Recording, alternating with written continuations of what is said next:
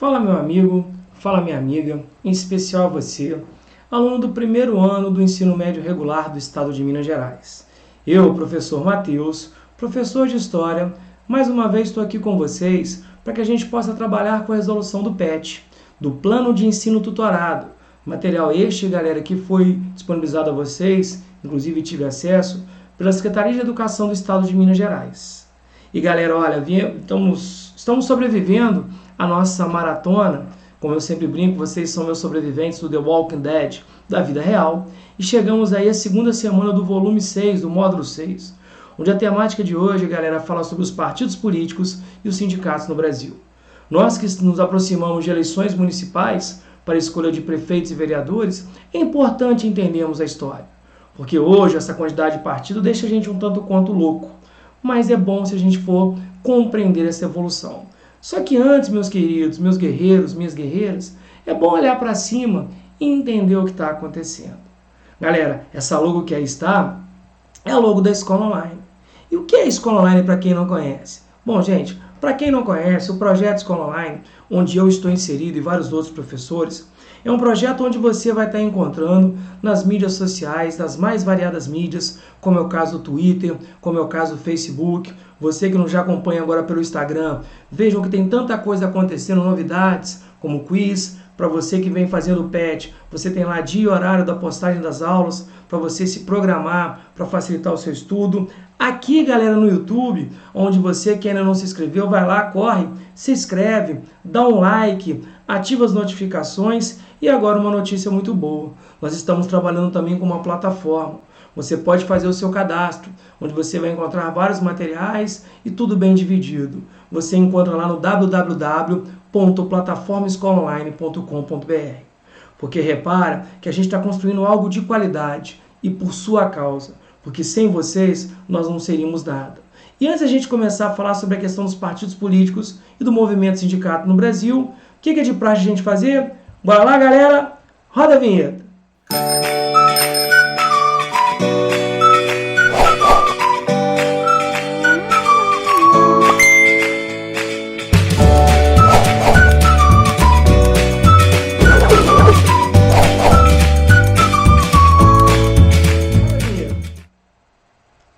Bacana, né? Então agora a gente pode começar a trabalhar.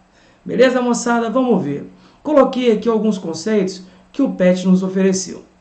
Sindicato, associação de indivíduos da mesma classe ou profissão para a defesa do interesse classista, profissionais ou econômicos, sindicato operário, sindicato patronal. Então, quando a gente fala da Revolução Industrial, que você estabelece aquela famosa relação envolvendo o empregador ou patrão e o empregado, a ideia do sindicato, que acabou se enfraquecendo um pouco com a reforma trabalhista, com a Lei 13.467 de 2017, a ideia do sindicato é estar aqui, ó, tentando fazer a ponte, diminuir os impactos nessa relação. Existe tanto sindicato em defesa do interesse do empregado, como o sindicato patronal, que busca também proteger o interesse dos empregadores. Partido político, que no Brasil atualmente, galera, se torna uma coisa meio caricata, pela quantidade de partidos que temos, mas vamos lá. É um grupo organizado com amparo legal, com formas voluntárias de participação numa associação orientada para ocupar o poder político. Então, uma das expressões da democracia, inclusive a nossa Constituição, ela proíbe que você faça o que já foi feito. Nós já tivemos um só partido, com Vargas em 37, nós já tivemos o bipartidarismo durante o regime militar, e hoje, graças a Deus, trabalhamos com o pluripartidarismo. Bom, vamos, galera, dar sequência? Então é o seguinte, aspectos políticos e sindicais brasileiros. Galera, as oligarquias dissidentes da República Velha, então vamos lembrar que a República Velha é aquele período de 1889 até 1930, que fica marcado não só pelo poder dos militares, mas pelo poder dos cafeicultores, na implementação da República do Café com Leite.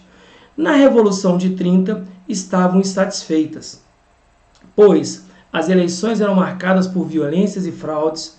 Assim passaram a desejar mudanças como o voto secreto, por isso apoiaram a Revolução. Lembrando que a Revolução de 30 é aquela que leva Vargas ao poder, e ela vai romper, galera, com a famosa ideia do café com leite. Lembra daquele revezamento entre Minas e São Paulo? Bom, galera, a polarização ideológica do nazismo e do comunismo influenciaram os partidos políticos e sindicatos, além de servir como inspiração para a criação de duas agremiações políticas. Então, galera, aqui eu estou falando sobre o período entre guerras, tá? Então, eu falo aqui sobre o período entre guerras.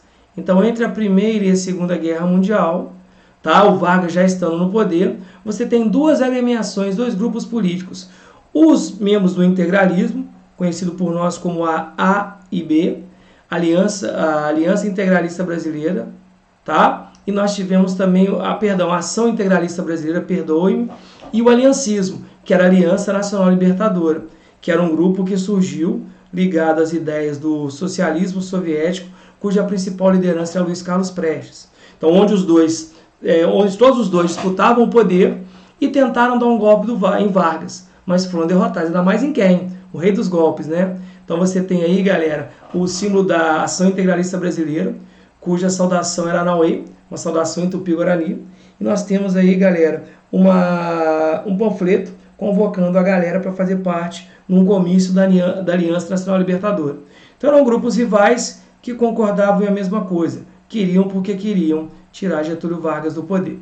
Então você percebe que na década de 30, os partidos eles eram meio que controlados, existiam, mas o Vargas não se dava muito bem com eles. Beleza, galera. Vargas, empenhado em garantir um Estado forte, controla os sindicatos, porque durante a República Velha, sindicato era proibido. Tanto é que na República Velha, movimento operário era caso de polícia. Então o Vargas ele vai permitir a existência do sindicato desde que ele controlasse. Tá? Então ele controla não só os sindicatos, mas os partidos políticos. Ele institui o trabalhismo, tanto é que carinhosamente ele acaba conhecido como o pai dos pobres. Então ele faz o trabalhismo como forma de ceder os direitos reivindicados pelos trabalhadores, de forma lenta e gradual. Então, por exemplo, ele dá os direitos de acordo com o que ele acha necessário, não de acordo com a pressão do trabalhador.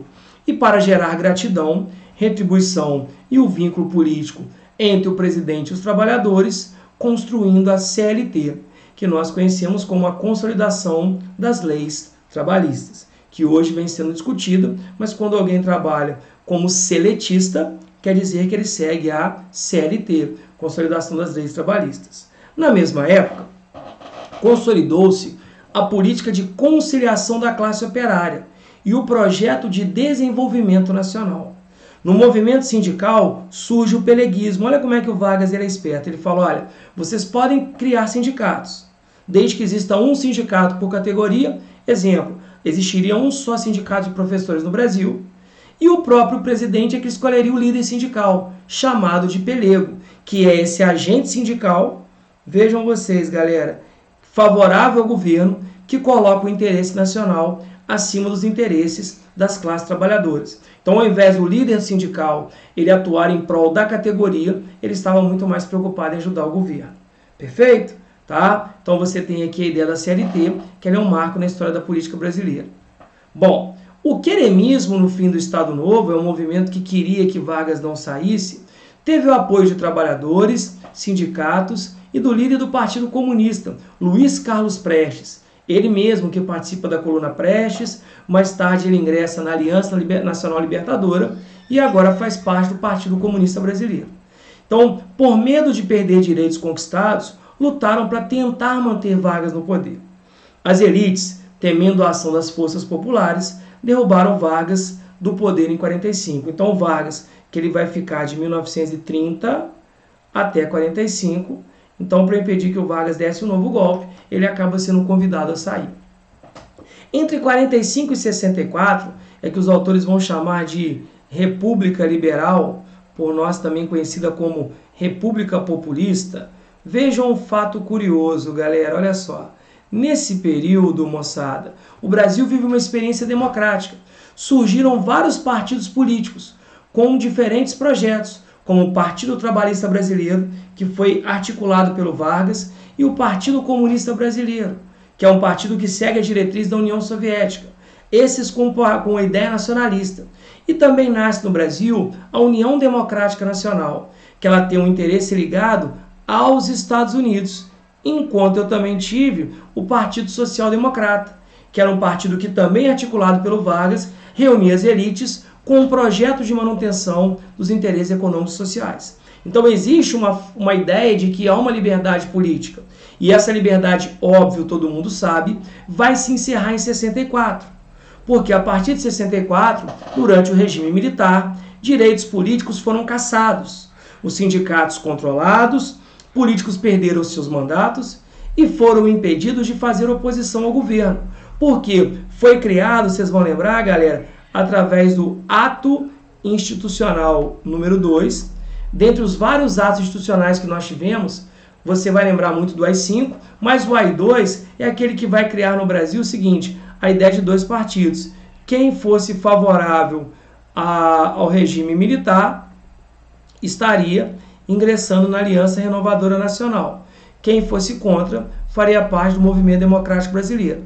Então, quando ele brinca aqui nessa charge, que já foi temática de prova, ele fala finados, porque todos esses partidos que existiam antes do regime militar vão dar origem agora a apenas o que? 2, que é a ideia do bipartidarismo. Perfeito, galera? Então você tem aí a Arena e o MDB, que são aqueles partidos que supostamente disputavam a eleição, mas algo muito controlado pelo executivo, que era exercido por militares. Bom, galera, com a abertura política, a sociedade exige o fim da ditadura. E o movimento operário inaugura um novo sindicalismo. Então, olha só, galera, final dos anos 70, início dos anos 80, você começa a ter um sindicalismo autônomo. Ou seja, é aquele sindicato que não é ligado ao governo e ele tem que ter autonomia para promover greves. Qual que era a ideia, galera? Esse novo formato de sindicato não era subordinado ao Ministério do Trabalho, como o Vargas fez, tá? E também o que, galera? Não é liderado por partido ou pelego. Tudo bem que você começa a ter líderes sindicais. Daqui a pouco a gente fala sobre. Então, esses sindicatos autônomos, eles vão pegar, principalmente na década de 80, que a gente conhece na história ter sido a década perdida, tá? Então, a década de 80 é considerada como década perdida por causa da questão econômica, da hiperinflação, e eles vêm batendo em presidentes como Figueiredo e Sarney e os neoliberais Collor e Fernando Henrique Cardoso, tá? Então, você tem aqui, galera, imagens de movimentos sindicais que, de certa forma, vêm buscar autonomia. Eles querem ter o quê? Liberdade. Nós, hoje, quando temos a Central Única de Trabalhadores, a CUT, a Confederação Geral dos Trabalhadores, a CGT, é uma ideia de um sindicalismo independente. Perfeito, galera? Então, vamos lá. Quais as principais mudanças observadas nos partidos políticos e grupos sindicais no Brasil de 30 a 94? Tá? Então, vamos lá. Primeira coisinha, a gente vai ter que fazer uma evolução. De 30 até 45, durante a era Vargas, você tem partidos que existem, mas controlados pelo governo, assim como o sindicato. De 45, ou melhor, 46 até 64, você tem uma ideia de grupos políticos autônomos, como a gente falou, o PTB, o PSD, o UDN, e um sindicalismo um pouco mais livre, mas não completamente. Vem um regime militar, você passa a ter apenas 2 partidos políticos, e os sindicatos são totalmente controlados.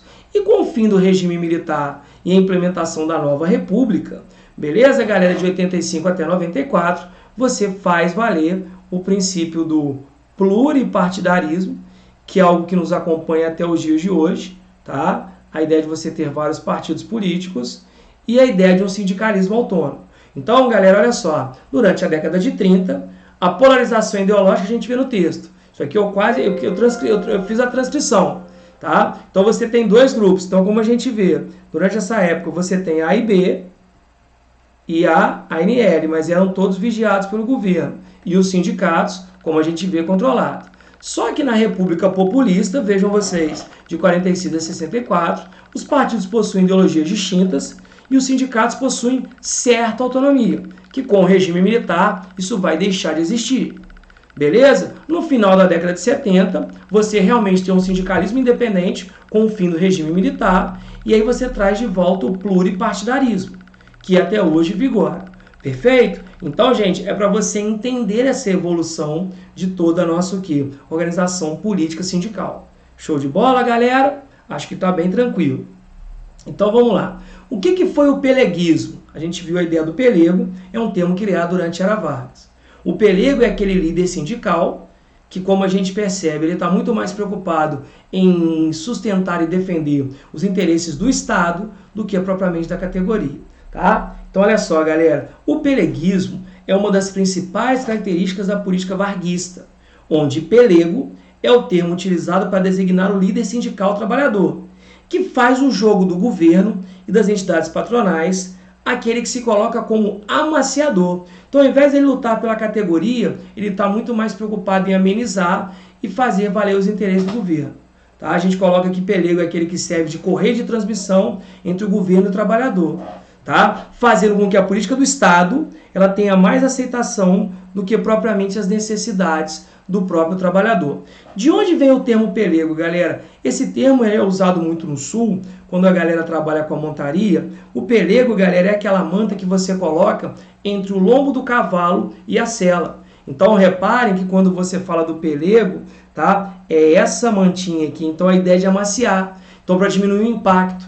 Então, eles usam o termo pelego como aquela coisa seguinte, aquele cara que não é muito confiável. Ele faz aquele jogo aquele meio campo. Não defende muito bem a categoria. Perfeito? Então vamos lá, galera. Escreva as características do novo sindicalismo. Então, galera, o que a gente percebe? O novo sindicalismo é aquele que vai ganhar força, principalmente a partir das décadas de 70 e 80, é aquele sindicalismo independente, aquele sindicalismo cuja grande característica é a autonomia. Então eu coloquei para você o seguinte, galera, olha só. O novo sindicalismo, e isso é um fenômeno mundial, que vai se dar meio que com a época do fim da Guerra Fria, que surge no Brasil durante o final dos anos 70, é aquele que ganha autonomia, não estando aqui, galera, houve um errinho aqui, ó, não estando vinculado, tá, gente, a órgãos do governo. Então ele não estava vinculado a nada, tá, com o Ministério do Trabalho, e através de greves, paralisações, buscavam garantir direito para o trabalhador do fim do regime militar até a nova república. Então, o sindicalismo autônomo. E você tem lideranças. Aqui está um deles. Luiz Inácio Lula da Silva, que ganha projeção dentro do movimento sindical. Ele é um metalúrgico da região do ABC paulista, né, de São Bernardo, ali onde ele ganha força.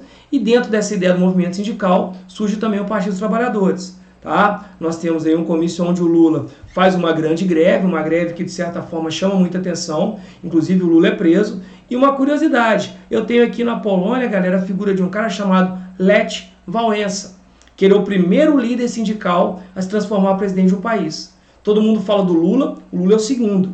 O Lech Wałęsa na Polônia tem essa importância. Beleza? Então vamos lá, galera. 4. Aí uma coisa que eu achei bacana. O PET começa a colocar questões fechadas, que de repente para você que vai fazer provas com vestibulares seriados, pode ser uma pedida. Então essa questão foi da Universidade Federal da Paraíba. O governo Vargas tornou-se sinônimo de intervenção estatal. A ideia do nacionalismo interventor. Embora essa política intervencionista tenha adquirido força no Estado Novo, que é aquele período que muita gente vai lembrar, que vai de 1937 até 1945, tá? Eu estou vendo que a ponta da caneta dando uma falhadinha, pode ser percebido durante toda a chamada Era Vargas. Sobre a Era Vargas é correto afirmar. Então, galera, letra A. O Departamento de Imprensa e Propaganda, não sei se vocês vão lembrar disso, aqueles que estudaram no 9º ano, chamado de DIP, tá? Embora impusesse limitações à imprensa, seguiu a orientação do Estado, sem propaganda do governo e sem influência sobre a opinião pública. Pelo contrário, a ideia do DIP, ele é um órgão cujo objetivo é o quê? Divulgar o governo. Ele é um órgão oficial para controlar a mídia, fazer propaganda e, óbvio, influenciar a opinião pública. Beleza? O governo, na questão agrícola, extinguiu, ou seja, acabou com diversos institutos, entre eles o do açúcar e do álcool, o do pinho, o do mate, o do cacau, e centralizou as ações do Ministério da Agricultura. Pelo contrário, o governo incentivou esses institutos para controlar e diversificar a economia brasileira, que era muito dependente do café, tá? Então você vai lembrar, isso aqui é uma materinha que você vê no 9º ano, a gente está reforçando aqui no 1º. Show? Então vamos lá, galera. Letra C.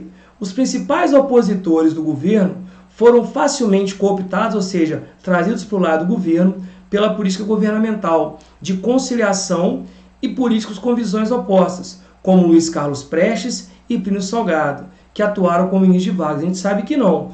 O Luiz Carlos Prestes, galera, da ANL, e o Plínio Salgado, da AIB, eles realmente foram inimigos. Inclusive, o Luiz Carlos Prestes foi preso depois que houve a intentona comunista, tá? Então, essa ideia de que eles realmente foram aliados, depois até o Prestes tenta manter o Vargas, mas durante um bom tempo eles eram inimigos e não chegaram a atuar.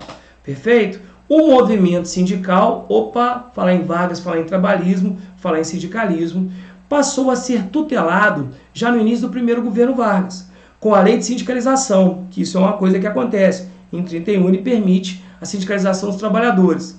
E, em decorrência, o sindicato tornou-se um colaborador do Estado. Olha aí, galera, a atuação de quem? Do Pelego, com o objetivo de intermediação e atenuação, ou seja, diminuição do conflito entre capital e trabalho. Você fala, epa, isso aqui está dentro do que eu aprendi. E a letra E. O Brasil, com a implantação do Estado Novo, que é aquele período tenso, também chamado de ditadura varguista, conseguiu a tão sonhada paz social. E o governo Vargas implantou, pela via da conciliação política, um governo de coalizão entre socialistas e integralistas. Nós sabemos que o Estado Novo ele é marcado por uma ideia ditatorial. Então isso aqui não procede. Então, se eu for realmente ver aquela que melhor me atende, aquela que a gente tem a letra D de Deus. Deu bom, deu certo. Então, galera, cuidado, porque isso realmente, se você tiver uma boa leitura, você consegue se dar bem. Então, mais uma vez, eu agradeço, galera, a participação e a colaboração de vocês, tá? Espero realmente ter me feito entender. Espero vocês nos nossos próximos encontros. Beijo no coração de vocês. Aproveitem lá para explorar nossa plataforma. Valeu, meus queridos. Grande abraço. Fiquem com Deus.